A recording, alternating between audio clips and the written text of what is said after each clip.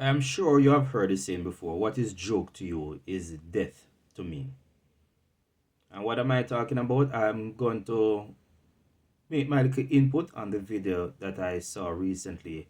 A viral video of a high school student boxing up another youngster from that very said school.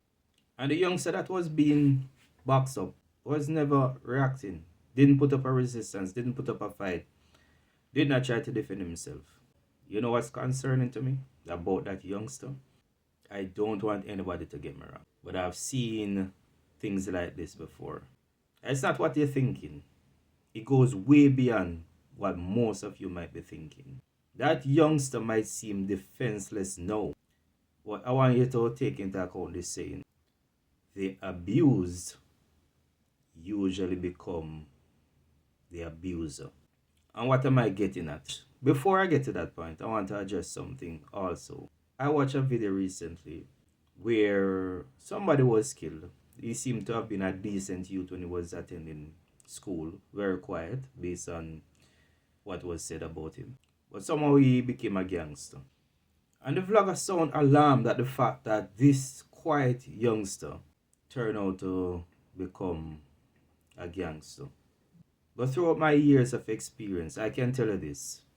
It's not the loudmouth student in the class that turns out to be the real dark, cold-hearted gangsters. It's usually the quiet ones. And most police, if you talk to them, they actually know this. The ones that yap, yap, yap, yap, they are not the most dangerous ones. You see that quiet one that does not talk much, that does not interfere with anybody? Typically, those are the ones who become the masterminds, the planners, calculating and destructive. I've seen it for years, so I know. So let me get back to the youth that was being boxed up.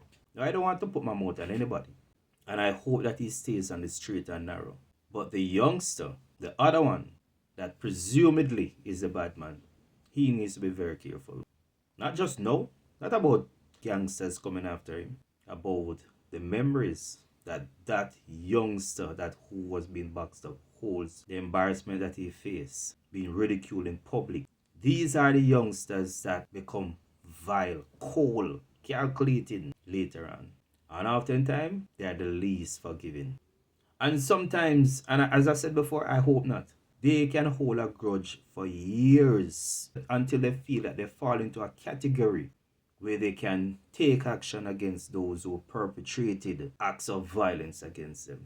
And so it kind of gives an insight as to why violence keep happening over and over repeatedly in some communities. Because of hurt, because of injustice, because of violence that was perpetrated against them. I don't know any of these youngsters, but I would ask the parents to try and mediate and to come to some form of consensus and let bygones be bygones, because it would not come as a surprise to me that 5, 6, 7 years from now, something happened and it can be linked back to what happened on that video. I've heard of cases before, and as I say, the unassuming youngsters, they turn out to be the most dangerous. They don't go around disrespecting anybody. They don't go around bullying anybody. They stay in their own personal space. They mind their own business. But if they are violated, a lot of the times they will sit and plan. And whenever the opportunity presents itself, they take action. And they will take decisive action with maximum effect, maximum impact, to send a message to say, remember when you violated me? And oftentimes the aggressor probably didn't even remember because it happened so long ago. But the person who the violence was inflicted upon, a lot of the time they never ever forget that day, that moment, the embarrassment. So it's not the loudmouths that need to be feared. It's the quiet, unassuming ones. The ones that sit in the corner, comes to school, almost like a fly on the wall, just there observing, not messing with anybody.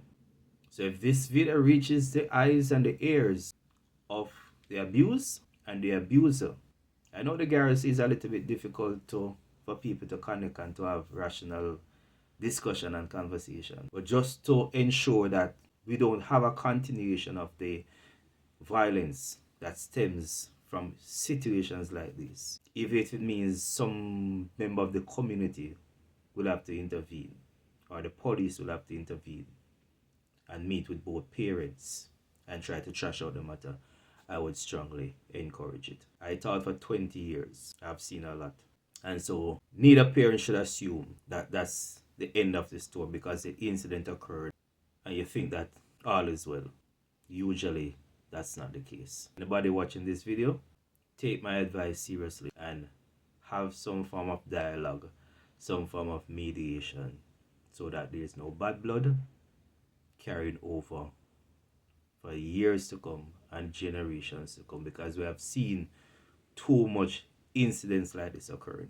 So youngsters, stop perpetrating violence, stop pushing badness, because that is what is contributing to a lot of the problems that we see happening in a lot of communities right across the length and breadth of Jamaica. Not every argument has to end in violence, because there will be repercussions and it needs to stop.